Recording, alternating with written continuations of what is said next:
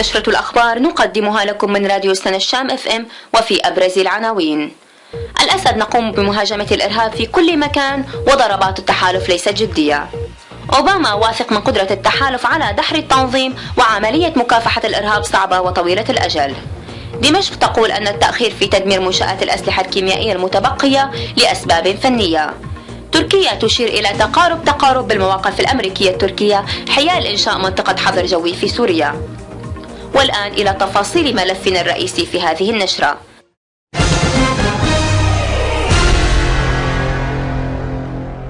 أكد الأسد أن نظامه يقوم بمهاجمة الإرهاب في كل مكان بغض النظر عما تقوم به الولايات المتحدة أو التحالف، مشددا على عدم القبول بأن تكون سوريا دولة تابعة للغرب. ولفت الأسد في مقابلة مع مجلة باري ماتش الفرنسية أمس الأربعاء إلى أنه لا يمكن القضاء على الإرهاب من الجو، ولا يمكن تحقيق نتائج على الأرض إن لم تكن هناك قوات برية ملمة بتفاصيل جغرافية المناطق في الوقت نفسه، معتبرا أن حملات التحالف لم تحقق وهي لا تساعد نظامه في محاربة التطرف. إلى ذلك أوضح بشار الأسد أن الإرهاب إيديولوجية عابرة للحدود وليس منظمات ولا متهما دول الخليج كالسعودية وأوروبا وخصوصا فرنسا بتصدير الإرهابيين إلى سوريا. وفي معرض تصريحاته أضاف: بقائي رئيسا ليس هدفا بالنسبة لي، لا قبل الأزمة ولا خلالها ولا بعدها. هذا وأكد الأسد أنه ليس عدوا شخصيا لهولندا، معتقدا أن من ينافس الرئيس الفرنسي هو تنظيم الدولة داعش. يشار إلى أن حكومة الأسد أشارت في وقت سابق إلى وجود تنظيمات إرهابية أخرى غير تنظيم الدولة داعش تقوم بتغذية الأزمة في سوريا كجماعة الأخوان المسلمين، متهمة إياها بعرقلة الحلول للتوصل إلى حل سياسي في سوريا.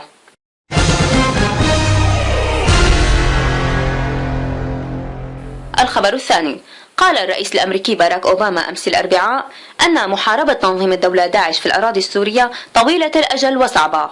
وأضاف أوباما في تصريحات صحفية أنه واثق من قدرة قوات التحالف على دحر التنظيم في العراق، ولكن مشكلة سوريا أوسع وأصعب.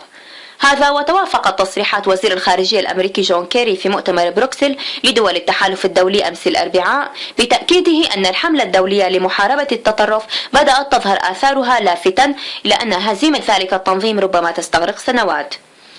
وكانت شبكة الأخبار الأمريكية CNN أفادت مؤخرا أن الرئيس الأمريكي باراك أوباما يدرس مراجعة استراتيجية واشنطن ضد الإرهاب في سوريا، وذلك باعتبار أن هزيمة التنظيم لن تتم سوى عبر حل سياسي يقضي برحيل بشار الأسد عن السلطة.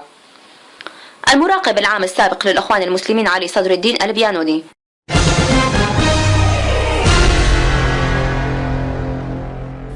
الخبر الثالث: أعلنت حكومة الأسد أمس الأربعاء أن التأخر في تدمير ما تبقى من المنشآت لإنتاج الأسلحة الكيميائية يعود إلى أسباب فنية، بينها تسليم المتفجرات، نافية عدم تعاونها في هذا المجال.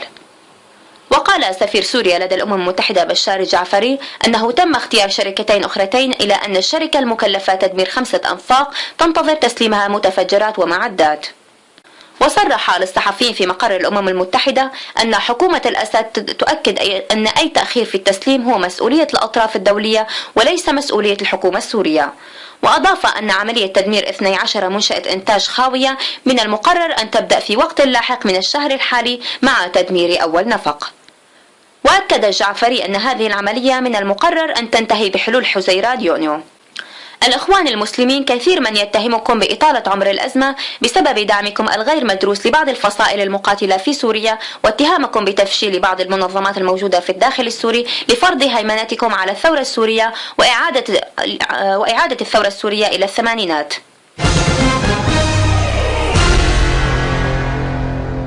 الخبر الرابع: أعلن وزير الخارجية التركية مولود جاويش أوغلو أمس الأربعاء أن مواقف كل من تركيا والولايات المتحدة الأمريكية تشهد تقاربا حيال إنشاء منطقة حظر جوي في سوريا.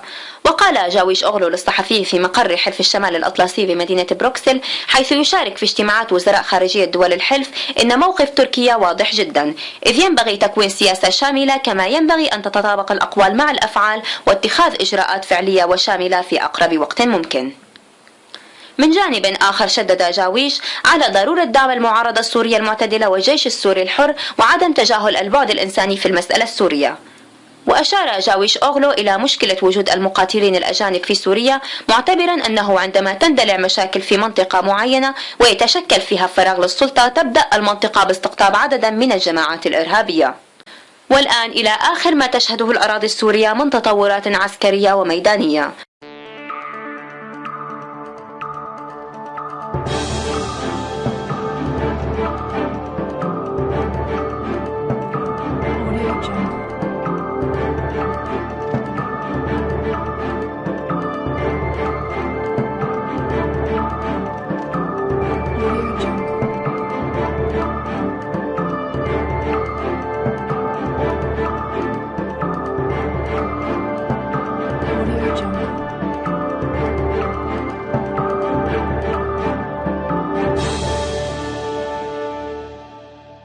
ونبدأها من الشمال، حيث شهدت أمس كل من صوران وعزاز اشتباكات عنيفة بين كتائب المعارضة وعناصر تنظيم الدولة داعش، وتزامن ذلك مع قصف مدفعي جسر الطامورة في ريف حلب الشمالي. وقام الطيران المروحي بإلقاء 8 مظلات تحمل مواد غذائية وأسلحة للعناصر داخل بلدتي لبل والزهراء المحاصرتين.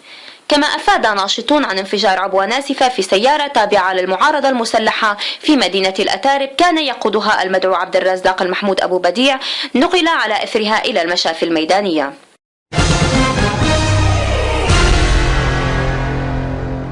وإلى وسط البلاد، حيث استهدفت فصائل المعارضة بصواريخ جراد مراكز تجمع قوات النظام في قرى مرداش والعبر وشطحة بسهل الغاب وسط قصف مدفعي استهدف مدينة اللطامنة. ومن جهة أخرى قامت قوات النظام باعتقال بعض الشباب على حاجز دوار بحردة بريف حما. وفي حمص استهدفت عناصر النظام مساء أمس حي الحمراء بقذيفتي هاون، مما أدى لسقوط بعض الجرحى من المدنيين. كما تم استهداف صباح اليوم المدنيين برصاص قناصة في حي الوعر، ما أدى لإصابة سيدة وطفل بجروح خطيرة.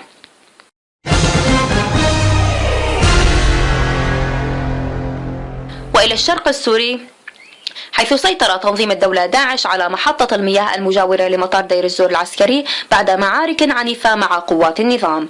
كما استهدف التنظيم قرية الجفرة بالمدفعية الثقيلة وراجمات الصواريخ، بالتزامن مع قصف مدفعي من قبل قوات النظام استهدف محيط المطار العسكري وقرى المريعية ومرات ومظلوم. ومن ناحية أخرى شن الطيران الحربي غارات جوية على منطقة حويجة صقر.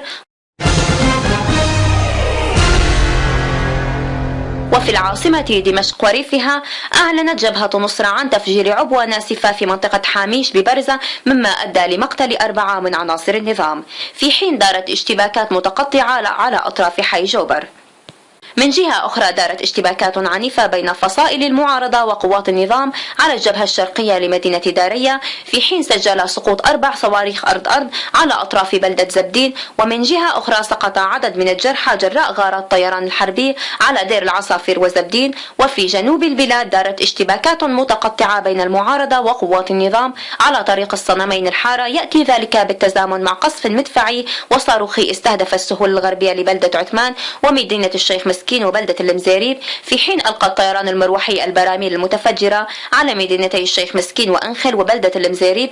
والآن إلى الجانب الإنساني من الملف السوري.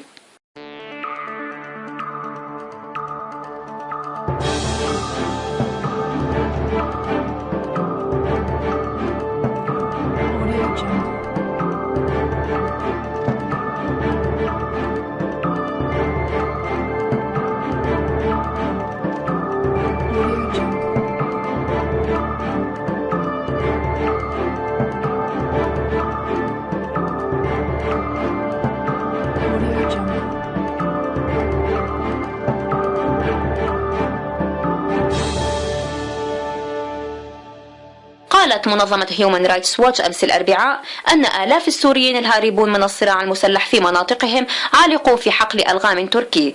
وأضافت المنظمة في بيان لها أنها تحث تركيا على تطهير حدودها مع سوريا من الألغام التي قتلت 3 وجرحت 9 من بين أكثر من 2000 لاجئ سوري نصبوا خيمهم وسط حقل للألغام. وتابعت المنظمة أن اللاجئين الذين يعيشون في سياراتهم إثر فرارهم من هجوم تنظيم الدولة داعش على مناطق سكنهم في سوريا علقوا وسط حقل الألغام بعد أن رفضوا ترك ممتلكاتهم من سيارات وماشية وراءهم بناء على طلب السلطات التركية.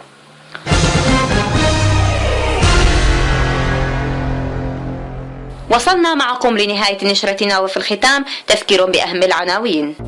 الأسد: نقوم بمهاجمة الإرهاب في كل مكان وضربات التحالف ليست جدية.